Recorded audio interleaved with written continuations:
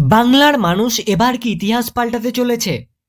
2026-এর এই লড়াইয়ে বিজেপি কি সত্যি গেম চেঞ্জ করতে চলেছে, না গেম চেঞ্জার হবে অন্য কেউ?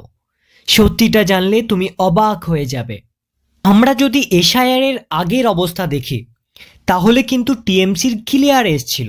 হ্যাঁ, টিএমসির সিট সংখ্যা অনেক কমে যেত, বিজেপির কিছু সিট সংখ্যা বাড়তো, কিন্তু টিএমসি তাও ম্যাজিক ফিগার ক্রস করতো।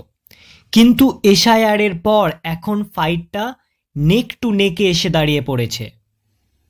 আপনারা হয়তো লক্ষ্য করেছেন, কিছু মাস আগেই বিভিন্ন এক্সিট পোলে টিএমসিকে এগিয়ে রাখা হচ্ছিল। এখন কিন্তু যত দিন যাচ্ছে টিএমসির সিট সংখ্যা কমছে আর বিজেপির সিট সংখ্যা বাড়ছে। আজকের দিনে দাঁড়িয়ে এসআইআর-এর পর প্রায় 91 লাখ ভোট বাদ, যা বাংলার মোট ভোটের 11 থেকে 12% হয়। এই পরিস্থিতিতে কিন্তু ফাইটটি 50-50%-এ দাঁড়িয়েছে বিজেপি ভার্সেস টিএমসি। এখন যদি বিজেপিকে জিততে হয় তাহলে এই কদিনে প্রচুর প্রচুর পরিশ্রম করতে হবে, কারণ এই কিছুদিনের পরিশ্রমই অ্যাকচুয়ালি রেজাল্টটা ডিসাইড করবে। এই বছর আপনারা দেখতে পাবেন যে ভোটিং পার্সেন্টেজও বাড়ছে। অ্যাকচুয়ালি ভোটিং পার্সেন্টেজ বাড়বে না, কারণ মোট ভোটারের 11 থেকে 12% ভোট বাদ চলে গিয়েছে, তার জন্য ভোটিং পার্সেন্টেজটা বাড়বে। কিন্তু এখানে বিজেপির একটি প্লাস পয়েন্টস রয়েছে, সেটি হচ্ছে হুমায়ুন কবির এবং কংগ্রেস ফ্যাক্টর। এরা যদি মুর্শিদাবাদ এবং মালদাতে বেশ কিছু সিট টিএমসির কাছ থেকে ছিনিয়ে নিতে পারে, তাহলে কিন্তু ওভারঅল ফায়দা বিজেপিরই হবে। এবার অনেকেরই মনে হতে পারে যে হুমায়ুন কবির এবং কংগ্রেস খুব বেশি হলে মুর্শিদাবাদে 4 থেকে 5টা এবং মালদাতে 3 থেকে 4টে আসন পাবে, এতে বিজেপির কি ফায়দা হবে?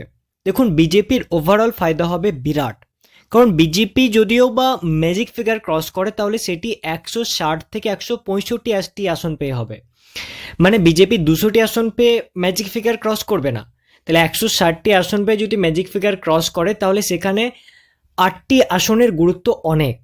তাই হুমায়ুন কবির এবং কংগ্রেসের ফ্যাক্টর সেখানে অনেক।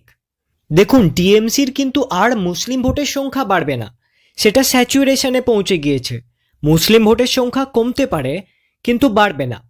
তাই টিএমসি হিন্দু ভোট পাবার জন্য জগন্নাথ মন্দির, প্রসাদ বিতরণ, তাদের নেত্রী নানা রকম পূজা অর্চনা, হিন্দু সাজাই সমস্ত অঙ্গিভঙ্গি করছিল।